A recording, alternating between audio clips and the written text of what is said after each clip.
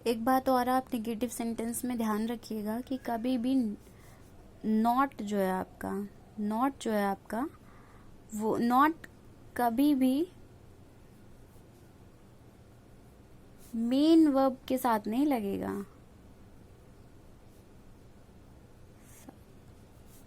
नहीं लगेगा।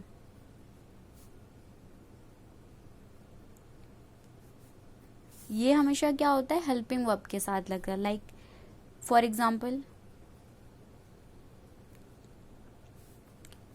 Is not, does not, has not. आपको मैंने हेल्पिंग वर्ब इससे पहले आपको बताई हुई है कि हेल्पिंग वर्ब क्या चीज़ होती है, तो आप एक बार देख लीजिएगा पिछली वीडियो से कि हेल्पिंग वर्ब किसे कहते हैं। मेन वर्ब क्या होती है आपकी,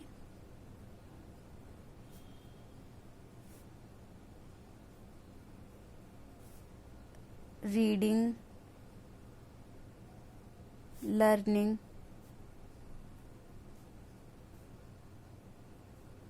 लर्निंग नॉट कभी नहीं होता है, रीडिंग नॉट कभी नहीं होता है, ठीक है। सेंटेंस में आपका होगा ही इज नॉट रीडिंग। आप देख सकते हैं यहाँ पे आपका इज जो है, आपका जो नॉट है वो आपका इज के साथ लगा हुआ है, ना कि आपके मेन वर्ब के साथ लगा हुआ है। सेकंड आपका अगला सेंटेंस है इम्पेरेटिव सेंटेंस।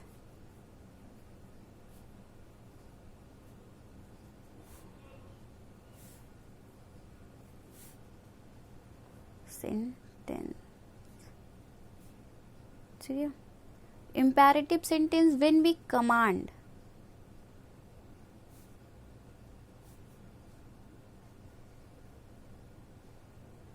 कमांड आदेश देते हैं या रिक्वेस्ट करते हैं, कमांड और रिक्वेस्ट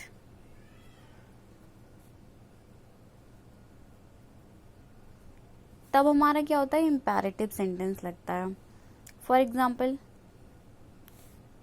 इस सेंटेंस में क्या होता है कि जो सब्जेक्ट होता है, सब्जेक्ट आपका, सब्जेक्ट हाइड रहता है, हिडन रहता है, सब्जेक्ट छुपा हुआ रहता है। इम्पेरेटिव सेंटेंस की यही पहचान होती है कि आपका जो सब्जेक्ट होता है वो छुपा हुआ रहता है। फॉर एग्जाम्पल आपका सेंटेंस क्या हो जाएगा, क्लोज द विंडो,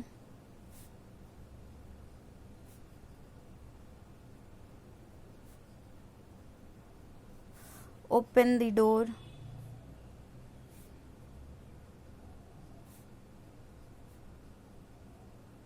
ठीक है। ये सारे सेंटेंसेस आपके इम्पेरेटिव सेंटेंस हो जाएंगे। आंसर द क्वेश्चन,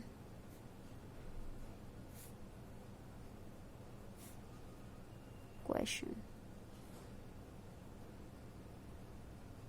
इन सारे सेंटेंसेस के मैं आपको पैसिव वॉइस भी बताऊंगी नेक्स्ट वीडियो में। पहले आपका सेंटेंस का ये टॉपिक कंप्लीट हो जाएगा। अगला सेंटेंस है आपका interrogative sentence.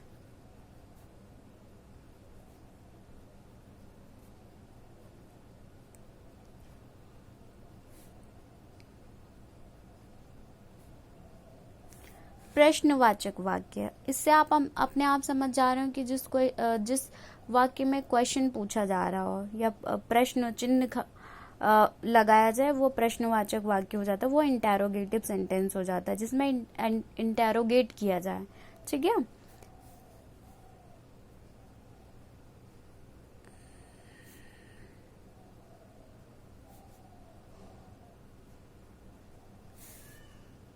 Interrogation,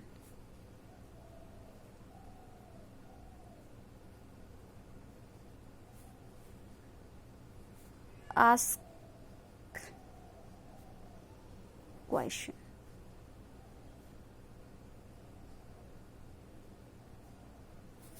for example, आपके कैसे सेंटेंसेस आपके इंटेरोगेटिव सेंटेंस हो सकते हैं। जैसे कि आप देख सकते हैं कि इंटेरोगेटिव सेंटेंस क्या हो सकता है। व्हेन डज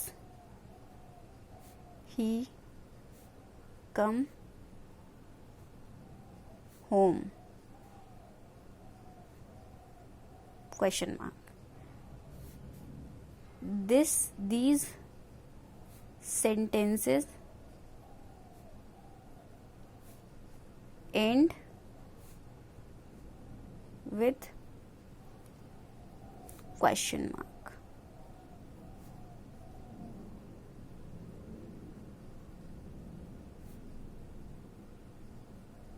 बिना क्वेश्चन मार्क के आपका ये जो सेंटेंस होगा वो इनकम्प्लीट रहेगा। अगर आपने क्वेश्चन मार्क नहीं लगाया तो भी आपके एग्ज़ाम में मार्क्स कट जाएंगे। पैसिव वॉइस बना रहे हैं या डायरेक्ट इनडायरेक्ट बना रहे हैं, कुछ भी कर रहे हैं, और डायरेक्ट इनडायरेक्ट में तो इंटेरोगेटिव सेंटेंस को आप जब भी फ्रेम करोगे तो फुल स्टॉप लास्ट में हो सकता है लग जाए या क्वेश्चन मार्क लगता है। अगर इंटेरोगेशन है किसी भी क्वेश्चन में तो वहां पे किसी भी सेंटेंस में अगर इंटेरोगेशन है तो वहां पे क्वेश्चन मार्क ही लगेगा। ठीक है। डू यू नो मी, क्या तुम मुझे जानते हो।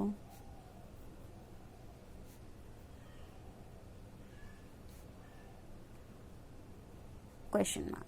ठीक। अगला है आपका फोर्थ, EXCA एक्सक्लेमेटरी सेंटेंसेस।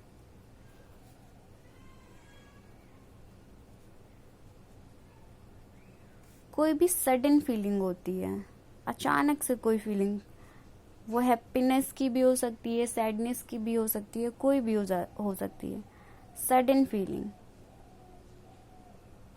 ठीक है। और ये क्या होगा कि and with exclamatory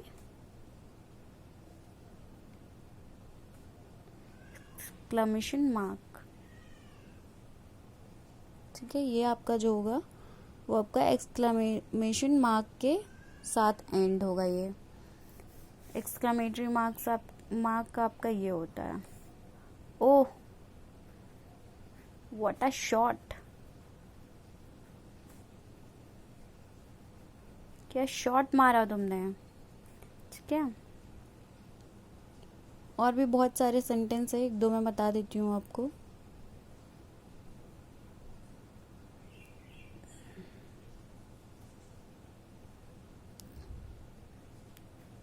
how tragic,